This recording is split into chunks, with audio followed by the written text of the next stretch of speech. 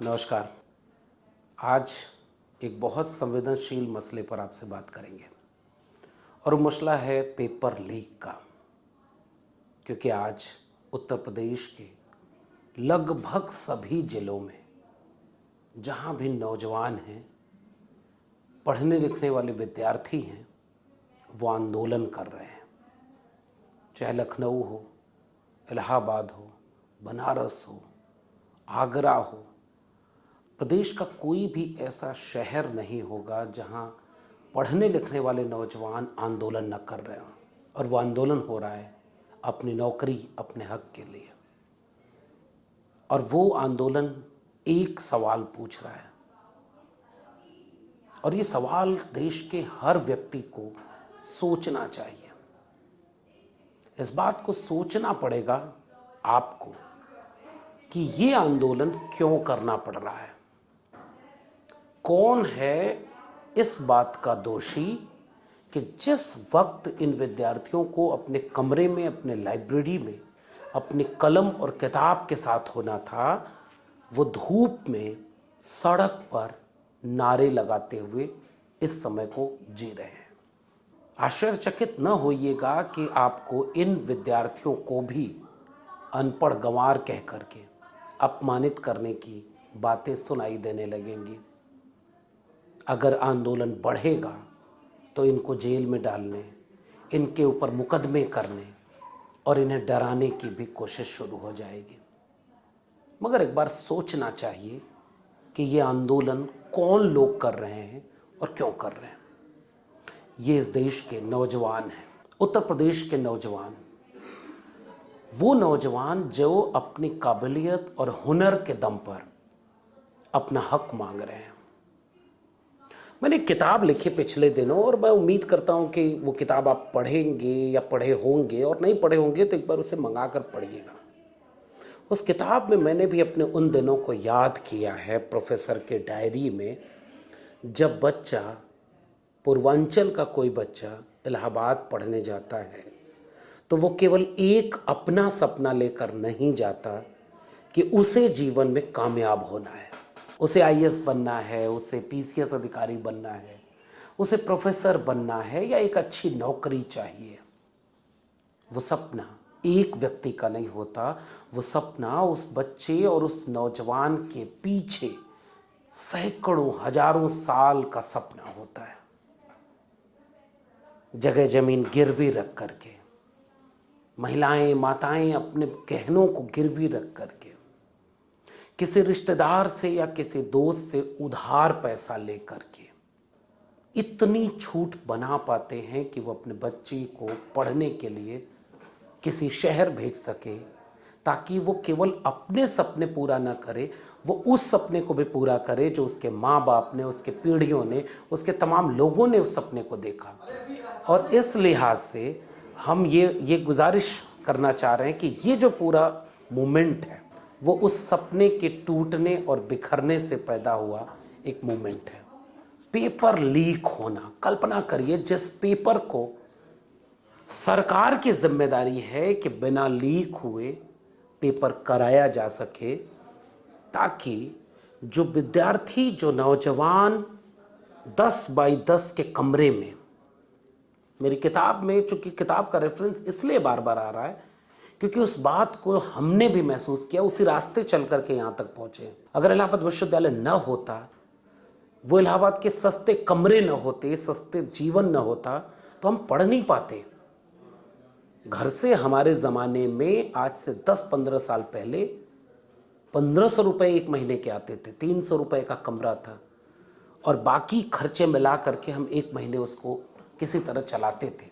घर में अगर आखिरी वक्त महीने का जब आता था तो पैसे नहीं होते थे, तो कितनी बार केवल दाल, चावल और चोखा ही हमारा खाना हुआ करता था।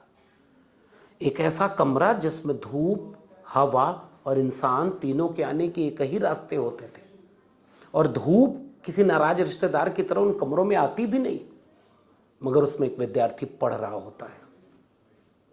वो मकान मालिक से परेशान है, वो अपने घर वालों से परेशान है, वो अपने सपनों के बोझ में दबा हुआ है, वो फिर भी मेहनत करता है कि एक पेपर, एक एग्जाम जो उसे देना है वो उसकी जिंदगी का मुस्तकबिल बदल देगा।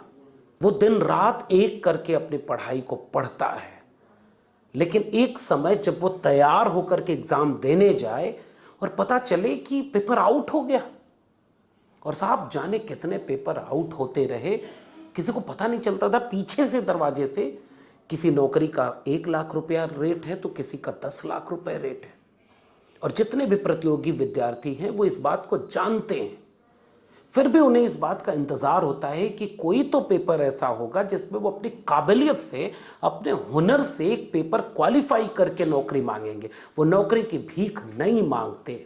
ये जो विद्यार्थी आज सड़कों पर आंदोलन कर रहे हैं वो ये आपसे नहीं कह रहे कि आप उन्हें बिना किसी एग्जाम के नौकरी दे दीजिए, नहीं, वो केवल ये कह रहे हैं कि कम से कम एक एग्जाम तो ढंग से करा लेते, बिना पेपर आउट किए एक एग्जाम तो ढंग से करा लेते जिसमें वो अपना हुनर दिखाते, उसमें वो पास होते तो नौकरी करने जाते, और अगर फेल होते तो लौट कर अपने घर खेती करने जाते, बिजनेस करते, कुछ भी करते, वो आपसे नौकरी की भीख नहीं मांगते। मगर सरकार जिससे इन्हीं नौजवानों ने चुनी है वो एक पेपर भी ढंग से ना करा पाए। पहली पारी विद्यार्थियों ने फोन करके मुझे बताया कि 2 पाली के पेपर हो रहे हैं, पहली पारी में पेपर हो गया, दूसरी में पेपर आउट हो गया, आप किसी सामान्य से कर्मचारी को 2-4 को विलन बना करके उसको सस्पेंड कर देंगे, और उसके बाद फिर जांच, कोई बड़ी जांच होगी नहीं, कुछ दिन बाद फिर से एग्जाम कराएंगे। और पिछले एग्जाम में तो यहां तक कराया कि नॉर्मलाइजेशन के तहत ज्यादा क्वेश्चन दे दिया उन लोगों को जिनको कहा कि 6 महीने बाद आपका पेपर हुआ है। मिसाल के तौर पर आप समझिए कि 100 नंबर में कट ऑफ अगर पहली पाली की बनी तो दूसरे पाली की कट ऑफ 130 नंबर पर, 135 नंबर पर बनेगी। तो उस बच्चे का कोई दोष नहीं है जो दूसरी पाली में था और जिसके समय आपने पेपर आउट करवा दिया। और एक सांस्थानिक तरीके से होता है, किस कॉलेज में, किस स्कूल में कहां सेंटर जाएगा, वहां कौन व्यक्ति होगा, कितना टाइम उसे मिल रहा है पेपर आउट करने का। ऐसा लगता है कि सिस्टम में बैठे लोग चाहते हैं कि पेपर आउट हो जाए, क्योंकि लोग तो ये भी कहते हैं कि जो पैसा है वो तो बहुत दूर तक बंटता है। सोचिए उस विद्यार्थी का क्या दोष है जिसके सपनों के साथ आप खिलवाड़ कर रहे हैं। आप कांवड़ बरसाने जाने वालों पर फूल बरसाते हैं हेलीकॉप्टर से, और आज ये बच्चे जो नौकरी मांगने जा रहे हैं, आप एक दिन आएगा जब ये आंदोलन अगर बढ़ता है तो आप लाठी मारेंगे। और मैं चाहता हूं कि इन तस्वीरों को और इन बातों को गांव के लोग भी समझें कि आपके देश के नौजवानों के साथ क्या हो रहा है। कलम और किताब बंदूक के साए में पूंजी की गुलाम हो चुकी है, और जो बच्चे पहली बार इन विश्वविद्यालयों तक पहुंचे, इलाहाबाद, कानपुर, लखनऊ, आगरा, बनारस पढ़ने पहुंचे, वो गांवों की पहली पीढ़ी के 90% से ज़्यादा बच्चे वो हैं जो फर्स्ट जनरेशन है, जो लड़कियां हैं। एक लड़की अगर पढ़ने के लिए किसी शहर में आती है तो आपको कभी अंदाज़ा नहीं होगा कि वो कितने तरह की मुश्किलों से लड़ करके वहाँ पहुँची है। उसके घर वाले, उसके रिश्तेदार बड़ी होते ही, उम्र के बढ़ते ही कोई शादी का दबाव डालता है, कोई किसी चीज़ का दबाव डालता है कि अपने सपनों से समझौता कर लो। लेकिन अपने सपनों को पूरा करने की जिद करने वाले इन नौजवानों का पेपर ढंग से नहीं करा पाते, तो इस पूरे सिस्टम को कैसे आप बचाएंगे, इस देश को कैसे बचाएंगे। इस आंदोलन की तस्वीरों को गौर से देखिएगा। ये कौन नौजवान है? 6800 शिक्षक भर्ती के घोटाले के सवाल पूछने वाले वो कौन नौजवान है जिनको आज तक न्याय नहीं मिला, जबकि सरकार ने मान लिया था कि उनके साथ गलत हुआ, हम उनको ज्वाइनिंग कराएंगे। वो पेपर पास कर चुके हैं। 1,50,000 उन नौजवानों को क्यों नहीं न्याय मिला जो सेना भर्ती पास कर चुके थे, जिन्हें ज्वाइन करना था, और अग्निवीर आ गया, वो ज्वाइन नहीं कर पाए। इन नौजवानों के दर्द को कौन सुनेगा? और किसको नहीं पता है कि ये सत्ता और व्यवस्था और सरकार के द्वारा किया जा रहा है।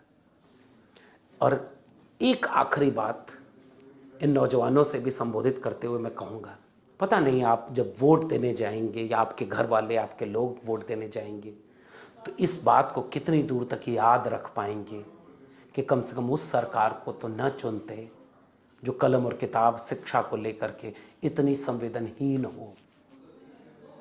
आप कम से कम उनको पहचानो तो कि कौन आपके सपनों, आपकी पीढ़ियों के सपनों, आपके गांव के सपनों, आपके कई तरह के एक बड़े वितान को खत्म कर रहे हैं।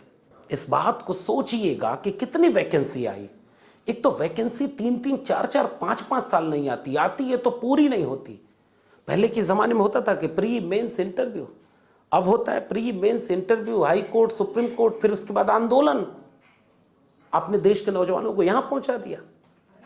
वो आंदोलन करें अपनी नौकरी के लिए, अपने हक के लिए, और अगर आंदोलन बढ़ेगा तो आप उनके ऊपर मुकदमा करेंगे। देखिएगा मुकदमे होंगे उन लोगों के ऊपर जो सामने से लड़ते हुए दिखेंगे, उनको डराया जाएगा, उनको लाठी मारी जाएगी, उनको मुकदमे किए जाएंगे। और यह है भारत का भविष्य। और इसलिए मैं आपसे केवल ये बात करने आया हूं कि मैं एक प्रोफेसर था और कलम और किताब छीन ली गई। लोगों को लगा होगा कि ये तो इनकी वजह से, आपके बच्चों के हाथ से उनका भविष्य छीना जा रहा है, आप नहीं पहचान पा रहे। आप 69,000 शिक्षक भर्ती मामले के आंदोलन करने वाले विद्यार्थियों का कितना साथ दिए। आप इस पेपर लीक के खिलाफ जो आंदोलन कर रहे हैं, किसी का एडमिट कार्ड आ रहा है, किसी का एडमिट कार्ड नहीं आ रहा है, किसी की वैकेंसी आई कितना साल हो गया, वैकेंसी का एग्जाम ही नहीं हो रहा, किसी का एग्जाम हो गया तो उसका रिजल्ट नहीं आ रहा, और किसी का रिजल्ट आ गया तो उसकी ज्वाइनिंग नहीं हो रही।